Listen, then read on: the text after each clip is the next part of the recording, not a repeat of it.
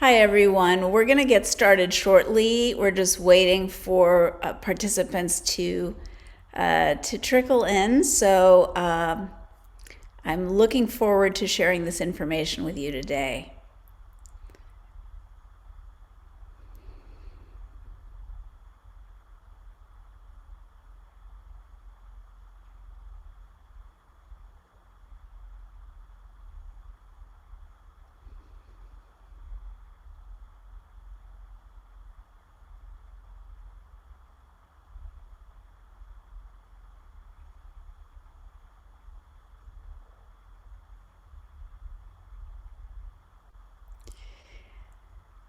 I think we'll get started. So my name is Anjali Maazel. I'm a former Princeton University interviewer, TED Talk speaker, and college admissions expert.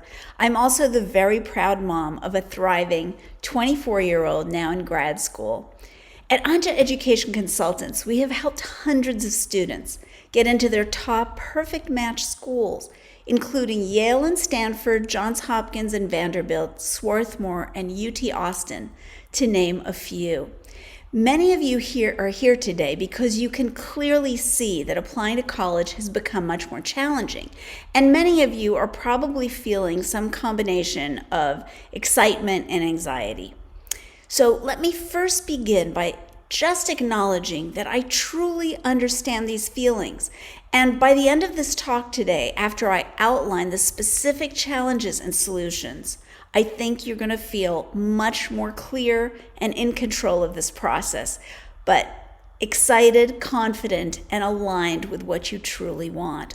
So I'd like to begin by telling you a brief story. I grew up in New York City and was in an extremely competitive high school.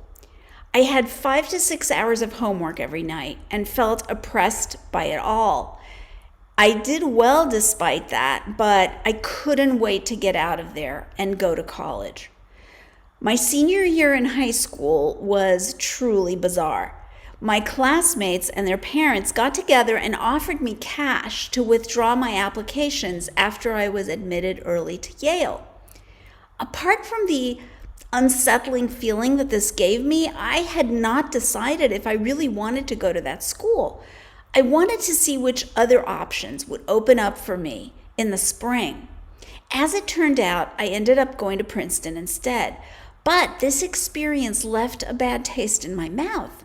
So when planning my own son's education, I was determined that he would not suffer the toxic academic environment that I had endured, and which I didn't feel really served me in the long run. I wanted my son to be happy, first and foremost, and also successful. But how to strike the balance between those two things? The difficulty started in choosing a high school for him. We went back and forth between competitive, well-known prep schools and a small unknown school that prioritized love of learning and independent projects. And I realized that either way there would be trade-offs, but in the end, I chose the small school where my son found his passion. And given that I had been an interviewer for many years for Princeton, as well as a teacher who wrote letters of recommendation and gave college essay guidance, you would think it would have been easy for me to guide my son through the college application process, right? Not true. So I hired a colleague to work with him. And after many months, at the end of a surprisingly difficult process, he got into an Ivy League school. But that is not what he chose. He made what many of you might think was a very unexpected choice, and I will tell you about it at the end of the webinar. So what I want you to know is that I have been where you are. Although I knew the system well when my son applied to college, I had complicated feelings. Like many parents, I was vulnerable to confusion, frustration, and fear. But I did learn something important. I discovered that my son, like all of you here today, was facing a threefold problem when applying to college. So, number one, the increased competition. Number two, the complexity of the application process. And number three, the rising cost of college. Now, what does this challenge look like in practice? So first, let's consider the competitiveness of college admissions. If you were a Texas student in the 90s and graduated in the top 20% of your graduating class, you were automatically admitted to the University of Texas at Austin. Today, you need to graduate in the top 6% of your class. If you were applying to Yale in the 90s, and you had at that point an 18% chance of admission, now it's under 5%. And 70% of USC applicants were admitted in the 90s, but in 2022, it's now under 12%. And maybe some of you read a recent Wall Street Journal article about a young woman with an SAT score of 1550, a GPA of 3.95, phenomenal extracurricular and leadership positions, who applied to top-tier schools and shockingly did not receive any acceptances from them. So there's no doubt that college admissions today is super competitive. Now let's look at the complexity of the application process. 20 years ago, you might have applied to 1 or 2 colleges. The process was clear, simple, and straightforward. Now, because of all the many moving parts of the application, students are applying to many more colleges, as many as 8 to 15 for my students. So there's a lot to stay on top of. And recently, a friend of mine was telling me about the ordeal of helping his son apply to college last fall. The numbers of different essays for each college, the completely different online applications to fill in, SAT prep, coordinating with his school to send letters of recommendation, different deadlines, additional applications, essays and recommendations for honors programs, coordinating summer internships, and updating transcripts multiple times. All this was a ton of work and created months of tension with his son. So clearly, this complexity needs to be simplified. So after the competitiveness and the complexity of admissions, the fact is that college has gotten incredibly expensive. If you'll please look at this graph and brace yourself, this really illustrates how the cost of college tuition has exploded. The red line here on the bottom is the rate of inflation, and as you can see, the black line on top is the rate of growth of college tuition. Clearly, college tuition has massively outpaced inflation for decades now. Private colleges can cost up to $77,000 per year, while in-state tuition for public schools can cost up to $28,000 per year. But here's the good news. Merit scholarships can be worth tens of thousands of dollars and even hundreds of thousands of dollars. In fact, in 2022 alone, our clients averaged over $182,000 total in merit scholarships per student. And that was one of my goals from the onset. We know how expensive college has become. So by making our clients more attractive to colleges, we can radically increase the amount of merit scholarships. So how do we do this? Here are 3 quick success stories which illustrate how we guide students to gain a competitive edge, simplify the complexity, and maximize scholarships to reduce the cost of college. Let's start with Tony. When we began working together early in 10th grade, Tony had high A's and an SAT score in the 1500s. He was stellar in math, so his teachers and family were naturally pushing him toward engineering. But after talking with Tony, he made it very clear that engineering was not what he wanted. However, and this was the game changer, through our process, we discovered that he had a significant talent and passion in art as well as STEM. So we matched him to a local art mentor and a summer program to develop a portfolio, the very portfolio that we could then include with his application. Exploring his interest in visual arts and combining this with his talent in math led Tony to discover a passion for architecture. And this discovery made all the difference because it made Tony really stand out. Why? Because now Tony had a story to tell, and nothing will make you stand out from the crowd more than having your own story that demonstrates genuine passion and growth. So to summarize, we found Tony's passion, we simplified the application process by guiding him to a clear major and career path he loved, architecture. We slashed costs by securing a $100,000 scholarship to Tulane, and we gave him a competitive edge by curating his art portfolio and targeting his essays to align with architecture and his new vision for himself. The result, Tony was admitted to Rice, his first choice school, where he's now finished a successful freshman year. In this way, we solved the threefold problem of college admissions for Tony. But not all of us are straight A students like Tony. Many of us get A's and B's. We might have a down year, get sick, or be in a competitive high school, but we're still ambitious. This was Ellen. Ellen had a high B average from a competitive high school, but was confident about thriving in a selective college.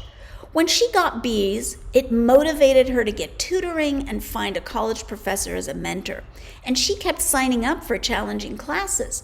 She also rose to a leadership position in yearbook and got a summer internship in a startup incubator to explore a major in business. But how was she going to pull all these threads together to showcase her accomplishments? We worked with Ellen to tell her story in a compelling way. We helped her tell her story as a journey of growth and responsibility. We demonstrated through her essays and applications how she learned from setbacks, how these setbacks led to her development and improvement. They became assets. Maybe you or your child are like Ellen. You discovered a passion halfway through high school, or maybe you began to excel by the end of junior year, or maybe you're a straight A student who had a clear major in mind. Either way, you may not recognize what is exceptional about you, but everyone has a powerful story to tell. We want to help you tell your story in a memorable way, your passions, your challenges, your successes. So to summarize, for Ellen, we simplified the application process by keeping her accountable and breaking down the long list of tasks into small steps. We kept costs down by helping Ellen submit standout applications, and she eventually received 12 scholarship offers ranging from $20,000 to $100,000. We gave Ellen a competitive edge by helping her pull all her academic and extracurricular experiences together into a compelling story in the essays and interviews. So despite her GPA, she was admitted as a business major to Emory University, her first choice. So for Ellen, we solved the threefold problem of college admissions. Next, I will let Maria and her daughter Grace, who I worked with last year, tell you how the process went for them. Hi everyone, I'm Grace Sorensen and I'm a long-term client of Miss Anjali. We began working my freshman year. Right away she got to know my family, my passions, and what I saw myself doing beyond just the years of college. I have to agree. I'm Maria and I'm Grace's mom. And I would have to say the best thing about Anjali and working with her is that she's super organized. She uses a lot of technological tools that keep us organized with calendars and scheduling. What I loved is that she made Grace responsible for all of it. So selfishly, I didn't have to do all of that. And I actually love that she made her become very independent and very responsible for her learning and for her goals and reaching them. We love her dearly, and Absolutely. We are very grateful for her because she goes far beyond just academic learning and growth. And I'm so proud to say and so thankful to be able to say that in these 4 years, thanks to her help with my applications, I was able to get a $20,000 scholarship to my top pick school, which is California Institute of the Arts, also known as CalArts. So thank you, Miss Anjali, for everything that you've done for me. We love you so much, and we can't wait to see what other lives you get to change. Thank you. So for Grace, now she mentioned $20,000. That was $20,000 a year, so it was actually an $80,000 scholarship. Now she had an A-B mixed average, no test scores, and had a remarkable singing talent we needed to showcase. So what was our solution to the threefold problem of admissions for Grace? First, we simplified the process by keeping her organized and on task through spreadsheets and an application tracking system. Second, we kept costs down by optimizing all aspects of her applications and tailoring her college list. She was awarded scholarships ranging from $80,000 to $199,000. Third, as Grace was a singer, we gave her a competitive edge by curating her vocal submissions and helping her get admitted to the super selective Grammy summer camp. In the end, she was accepted to her first choice college, the very prestigious California Institute of the Arts. So basically, the three students that we discussed, Tony, Ellen, and Grace, were all success stories, but very different from one another. Yet, for all of our students, we are able to address the competitiveness, the complexity, and the cost of college. How? By using the personalized blueprint for success I have developed as a former Princeton interviewer, teacher, and parent. It is the blueprint I have used to guide hundreds of students through the admissions process. So again, quickly to summarize, Tony, now an architecture major at his first choice, Rice University, needed guidance on major and career. So we focused on giving him a competitive edge through finding him a mentor to take his art to the next level and connecting his art to his major in the essays. Ellen, now a business major at her first choice, Emory University, needed help to tell her story of academic growth and extracurricular accomplishment. We simplified the process for her by focusing on academic tutoring and ACT test prep strategy and helped her write memorable essays. Grace, admitted to her first choice, California Institute of the Arts, needed advice about how to take her singing to the next level. So we matched her to the prestigious Grammy camp and curated her music reel. This maximized scholarships and kept costs down. Now, before I share how I can help you solve the threefold problem of college admissions and tell your story, check out my track record and the return on investment when you work with me. So in 2022, scholarship results for 2022, my students received over $2 million in scholarships, and my average total scholarship per student was $182,000. So the return on investment was really high, and our fees were paid for many times over. In this same application cycle, students I worked with were admitted to some of the most selective colleges in the country, including Stanford, Dartmouth, University of Pennsylvania, Johns Hopkins, as well as excellent colleges such as UC Riverside, Penn State, Ohio State, and Texas A&M. So, the best part of all of this is not only the return on investment, but that these were the right fit for each applicant. We really made sure of that. So if you want to gain a competitive edge, simplify the application process and keep costs down like the hundreds of students I have helped ace college admissions, here are the three options. Option number one is for 7th to 10th grade students. With the college planning packages, we have time to identify your kids' talents, discover their passions, make sure they are really on track. This option also maximizes admission and scholarship results when they apply to college. We will help optimize their GPA, test scores, and extracurriculars, and summer planning. And these packages start at $1,997. Now, for 11th to 12th graders, the option number two is our competitive college, comprehensive college application package, our most popular one. It will give you a competitive edge, simplify the complex application process, and keep costs low. We will help optimize essays, SAT prep and testing, applications, summer planning, as well as demonstrated interest score for each college. These packages are around $12,000 with the ability to provide some level of customization depending on your situation. And then option number three for 9th to 11th grades. This is for the very ambitious. It will really help you stand out in the application process through a multi-year, high-impact personal project designed, implemented, and scaled with the help of an expert mentor. One student built music software for composers.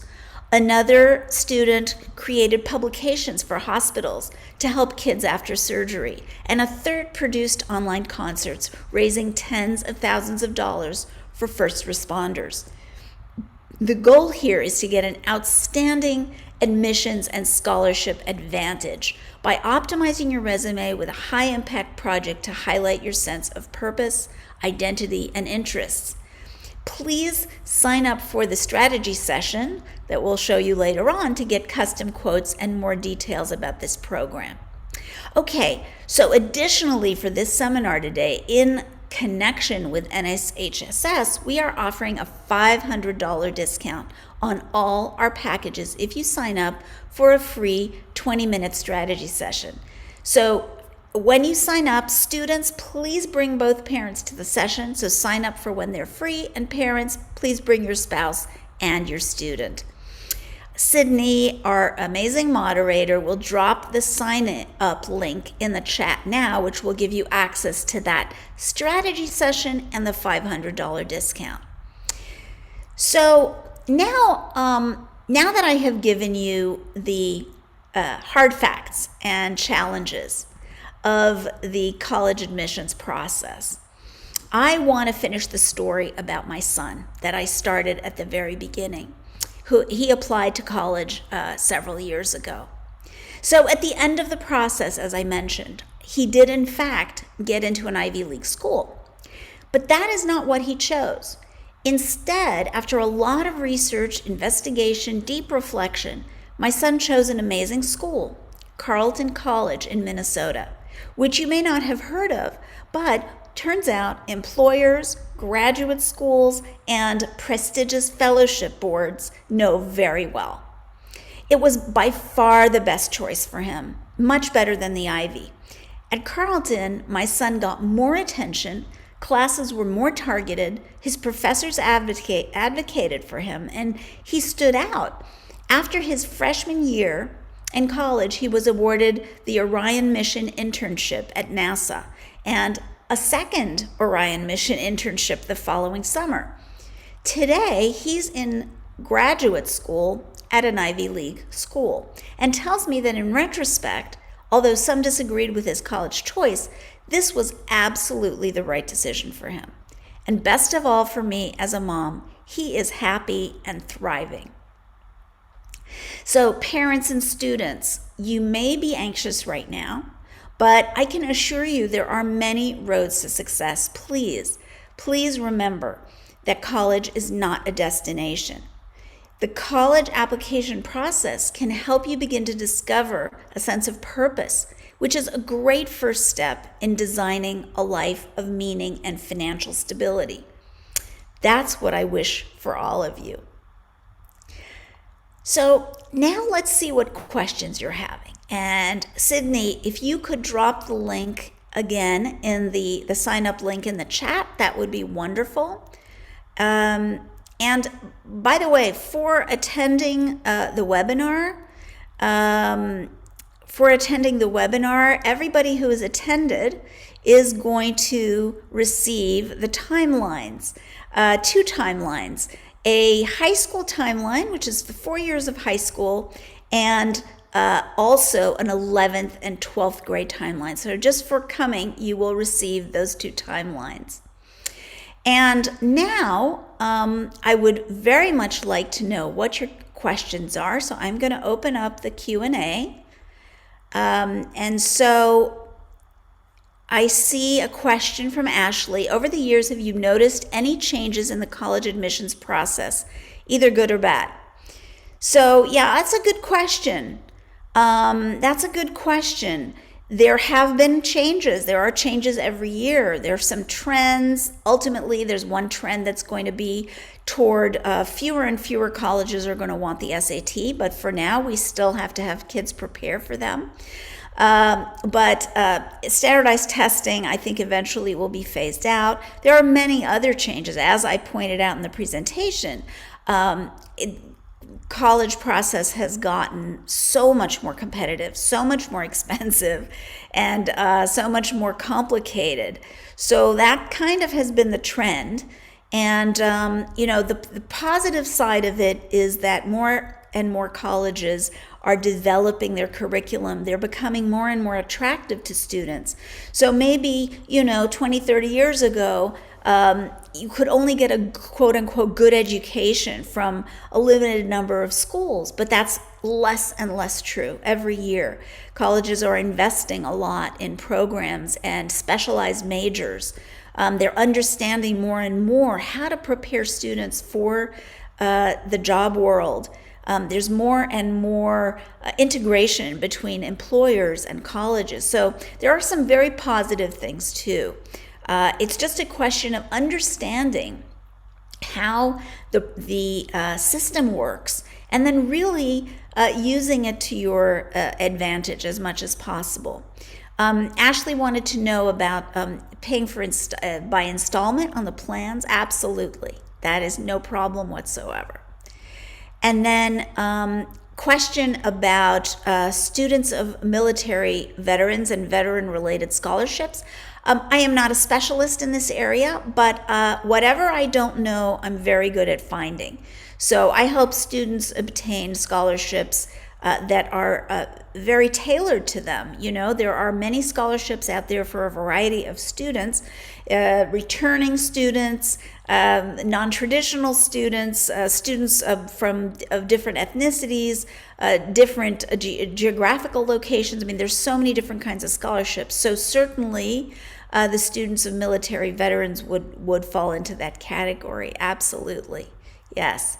So now let me look at the, also I think there are some questions here in the chat. Feel free to ask me, if you have something very specific about, your situation. I'll be very happy to address that. And did you know, for example, that there is a very big difference between the SAT and the ACT? Many students feel that they have to prepare for both. That's not true. The SAT really rewards students who can deal with trick questions. The ACT really rewards speed. So the questions are a little bit more straightforward. So that knowledge can already help you even without doing an SAT versus ACT diagnostic. And then, other questions that might come through come to you over the months, whatever stage you're at in this process, is it's a question that just came up in the Q&A. How important are extracurriculars and summer internships? So, they are important because in the end, if you multiply the number of high schools in the country, multiply the number of valedictorians of high schools, or all around the country by the number of high schools, that's a lot of valedictorians. So all other things being equal, let's say you have a pool of highly qualified students from the academic point of view, very rigorous classes, extreme amount of APs, for example, and students who did very well. If you have a bunch of candidates applying and they all have that, they may be all valedictorians, for example, what is going to set them apart? So the extracurriculars and the summer internships. Now, my way of looking at extracurriculars and summer internships is that it's not just about checking off boxes to impress colleges, right? You want to choose those extracurricular and internships to align with the things that matter most to you, the causes that matter most, your interests. There's a sweet spot between talent and passion. And that sweet spot, if you can discover that. Now, when I work with students, I have a talent development process. It's the 3 Ds of talent development: discovering, developing, and demonstrating your talent. So it's important for you to use your time in high school, and if it's parents, for you guys to help your kids use the time in high school in a way that's going to not only pay off. You know, we talk about return on investment. It's not only going to pay off in terms of admissions and scholarships, but it's also going to give them a real understanding of what they want, what kind of major they want, what kind of career they want. So all of these things like internships and extracurriculars, they're all really useful, both from the obtaining results point of view and from the personal growth and self-knowledge. So I have a question here from a sophomore who's trying to figure out what you should do for your junior year, because still undecided on what they're truly interested in. And do you have suggestions or resources I can look to find my passions and interests? This is a very, very broad question. I give students an interest and strengths assessment to really dig in and see, to try to find that sweet spot between what a student is really interested in, really passionate about, and then what they're good at. So identifying that, that has the most likelihood of helping you thrive in college and beyond, right? To be really happy with the path that you've chosen. So resources, again, I have steps that I take my students through to get them to connect. But I would say, as a kind of general rule, the more you engage with your community in different ways, the more you share your talents with the community, in whatever way that is, the more you're going to learn about what you like and what's the most meaningful to you. And there are many resources out there. It doesn't have to be, you can volunteer for a nonprofit. You can, start to identify what you care about. That's a great place to start. What really matters to you? And then you can build from there. So how important would you say taking AP classes is? Is it better to take more, do better on the ones you take? Yeah, this is a really important question and interesting, because, when colleges look at applications, they're looking at how rigorous the classes were that you took. However, there is a fine line, because, if you take 6 APs and you get B's and C's, that may not serve you as well as taking 3 or 4 APs and doing better. So, it is a fine balance, and everybody has to find that balance. What I definitely advise that you do not do is try to pile on the APs and just see how many you can take. I mean, sure, there's students who work very quickly, who are able to juggle that. But for many students, it can lead to burnout. And what we want is for all of you to get to college in great shape and thrive when you get there. So, question, do you help kids in getting summer internships? Absolutely. We identify the internships, the research internships, the mentored projects, whatever situation is going to help the student not only build their resume, make them more attractive to colleges, but also help them understand what they really want and what really matters to them. So yes, absolutely. And how many volunteer hours do you recommend? Yeah, that, I wouldn't look at the number. I wouldn't focus on the number. I would focus on impact, right? It's not about accumulating 10 different volunteer opportunities where you do 5 hours here and 3 hours there and 2 hours here, just to add up numbers. Some high schools, they require a certain number of volunteer hours, and that's great. There's nothing wrong with any of that. But in terms of selective college admissions, I recommend that you, again, it's go deeper, not wider. Find the causes. Find the the ways that you can contribute to the community using your skills. Sometimes students in high school feel like, well, I have no skills, I have no work experience, what am I going to contribute? That's not true, because each person has what's called a talent stack, and we need to identify those skills and those talents, and there's always a place for you. So that's how I suggest that you go about this. So question about us from a sophomore. I'm graduating early next spring. When do you think I should have picked what college I am going to? So you're graduating a year early.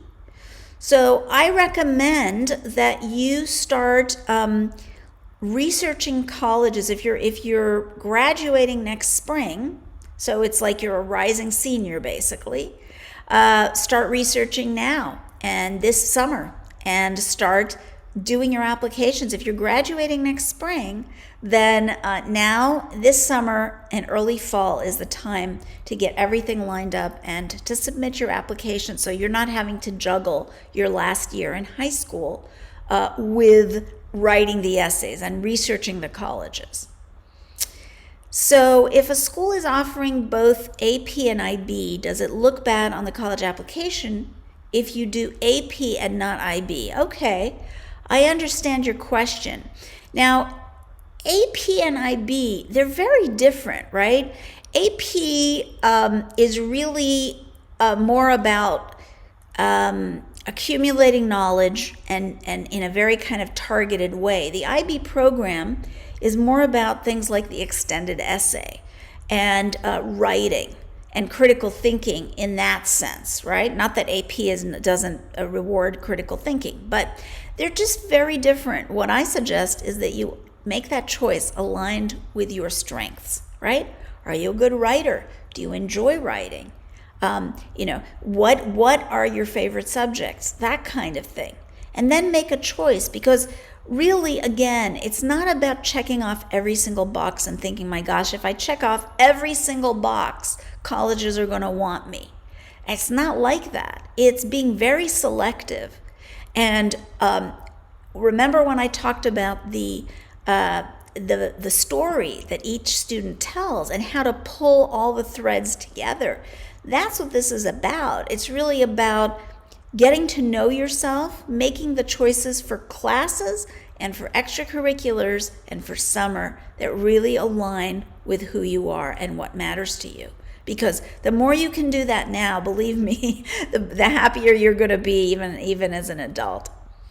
So let's see. I'm a junior and late to the college process. What should I do? Okay, no problem. Just start now. You'll get the timeline if you want to talk to me about your specific situation. I still have 1 or 2 spots for juniors. So it's not too late. Definitely, the time is now to begin, doing the steps. So if you know what kind of major you want to do, then it's time to start researching the colleges, getting that college list together, doing your essays this summer, preparing your application, if possible in June. And then slowly over the September, etc., you get the last pieces, the letters of rec, the transcript, the scores, and you can submit your applications. Okay, so Laura, you're welcome. You're welcome. How are AP rigorous classes different from dual enrollment classes? Okay, so the dual enrollment classes kind of depends on what the college is that you are dually enrolled with. So there's not a kind of one is better than the other or one is more rigorous than the other. It kind of depends on the specific courses and colleges where you have that dual enrollment. I've had students who've done some APs, some dual enrollment. The idea, the dual enrollment is really most helpful if you know that the college that you're going to end up in is going to accept the credit from the dual enrollment classes. And if you've taken dual enrollment from a local community college, Some colleges out of state may not recognize that credit. So think about why it is that you're doing the dual enrollment, and then how rigorous that college is or that program is, and then you can kind of make up your mind. I mean, students also have other criteria, things like, does it fit into my schedule, right? So you have to kind of be flexible with that. When do you think is a good time to start looking for scholarships and internships? As a freshman, most don't seem available for my age group yet. Yeah, well, it depends, of course, on your age, because some freshmen are older, some freshmen are younger. Scholarships, if you're talking about college scholarships, you're early, right? You're early, you don't have to do that right now. If you're talking about internships, there are other things that a freshman can do over the summer if you're graduating freshman. Finishing the freshman year, that are great kind of resume builders for applying for an internship next year. You can shadow with a local company. You can volunteer with a nonprofit and develop skills that will be useful for those internships. So don't worry, if you're not of the age yet to be able to do that. There are a lot of interesting things you can do to prepare yourself for those internships. If you're a rising senior, do you still have to pay full price for the 11th, 12th grade plan thing? Right. Well, rising senior, yes, because the 11th, 12th, whether we start in September of the junior year or June between junior and senior, we still are going to do everything that's in that package, because it all has to get done before the applications are submitted. So there's no difference. The only difference is how quickly those things need to get done. So let's see, how much would it matter if your grades in 9th and 10th grade were not so good, but you get really good grades in 11th and 12th? Would colleges reject you for those 2 bad years? Yeah, so progress, as I explained with Ellen's story, can be a wonderful story to tell, right? What you want to do is have, a compelling story so that you show your evolution, your growth, what you've done to improve. So I don't think that you should focus on, are they going to reject me because of that? It's more about how you tell your story, and also continuing to do well and identifying colleges that are the right fit. This is something that is not spoken of enough. We need to make sure that the colleges that you're all applying to, that your kids are applying to, are really the best fit, because you want it to be a good academic fit. You want it to be a good extracurricular or cultural fit, financial fit, et cetera, et cetera. So basically, yeah, you just don't worry so much about that, but focus more on choosing colleges. And then, of course, in the college list, you're going to have some likelies, some targets, some reaches probably, maybe even some far reaches. So there's going to be some flexibility there. Okay, another question. Is it okay to do a mix of both IB and AP classes, or would it be better to choose one and stick with it? Again, I don't think there's a right or wrong answer here. I think what matters is your choice of IB or AP aligned with your strengths and your interests? That's the question, right? So if you look at it that way, then you don't have to be focused on, am I choosing one or both? I mean, of course, ideally, in an ideal world, you would have determined whether AP or IB system is better for you. But, again, it's all about your journey and telling that story. So I don't want you to worry too much about that. Is it too late to sign up for summer internship? It depends what kind of internship. There are, May 15th is the cutoff for some of the organizations I work with, but others are going to be accepting, interns through the summer. So it really depends what you're aiming for. Some of the super competitive ones, it's too late. But, I had a student who is interested in robotics who applied last month to an internship and was admitted this month. So, I think relative to maybe 3-4 years ago, the deadlines are much later. So I would not worry about that. It's just a question of choosing the right kind of thing. Okay, currently I'm a junior. My top choice school is a competitive school. My grades for my sophomore year were affected by COVID. Is it still possible for me to be admitted? As you can imagine, a lot of students have been affected by COVID and found it extremely difficult during that period. So again, I would bring you back to, let's make sure that you tell your story clearly and in a genuine, authentic way. The other thing is, I highly recommend that students don't get fixated on 1 or 2 schools. This country has hundreds and hundreds of amazing schools. And, if you actually count them, it's over 4,000.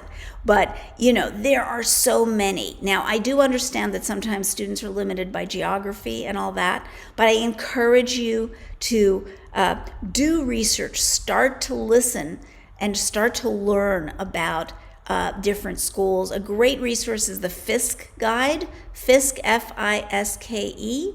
That's available in book form, and it's updated every year. It's also available online, because that gives you great overviews of each school.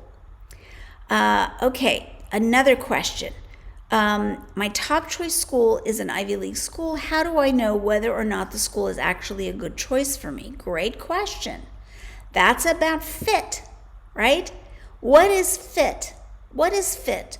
So fit has many components. It has the academic fit component. So whether you are likely to thrive in that academic environment. Those are the questions to ask yourself. Am I likely to thrive in this academic environment? What is the profile of admitted students for the last years? How do I stack up? Do I think I am going to be comfortable in there? How likely am I to thrive in the cultural environment? There are many different kinds of vibes and different kinds of campuses and different kinds of student bodies. What are you looking for? What is an environment? Again, am I likely to thrive in this environment? In what kinds of environments do I do best? That's the question. And then you go down the line of all the aspects of fit, financial fit, right? Geographical fit. There's so many different kinds. And then you can see, does this school really make sense to me? So again, I encourage you to focus on fit when you're looking at the colleges. And then, do honors classes mean anything to colleges? Yes, they do. Honors classes do mean something. Now, there's some schools that, for example, they only offer honors. They don't offer AP or IB. Other schools, they'll offer honors, they'll offer AP, they'll offer IB. So the schools are looking at your transcript in the context of what the school offers in terms of classes. So definitely, it's always a bit of a walking a tightrope, because you want to get that boost, that GPA boost, right? From some schools give GPA boost for honors classes and AP classes and IB classes. So you want to get that boost, but you also don't want to burn out. So getting that balance is just super important. Always think of your well-being first, because with well-being and health, we can do anything. Okay, I'm trying to decide between staying at a public high school where I'm excelling or moving to a competitive charter school where I would likely have a harder time. What do you think is worth it? Well, that is an interesting question. Again, it's kind of like that trade-off with the number of APs and all of that. It also depends on what you're looking at in terms of whether it's state schools or not. I'll give you an example. In Texas, if you're in the top 6% of your graduating class, you get automatically admitted to UT Austin, which is a very prestigious school. And so, being in a school where you're excelling would give you that automatic admission. So sometimes that's not a bad strategy. As I said with the story of my son, the kind of high school that you go to does not, you don't necessarily have to go to, a super competitive high school, because the other thing is, I'm not saying that there's anything wrong with, prep schools or competitive high schools, but, let's be realistic. Colleges are not going to admit 50 people from the same high school. So it ends up being kind of very competitive. And, you have to make that choice based on your personality. Again, what kind of learning environment do you thrive in? Because it's not just about the odds of admission. It's also about, getting to the other side in good shape, mentally and physically. So most of my IB classes are in A grade range, while one IB class is a straight B. Average affect my chances on being accepted into college. Yeah, I don't want you to worry about a B in an IB class. IB is known to be very, very competitive and very difficult.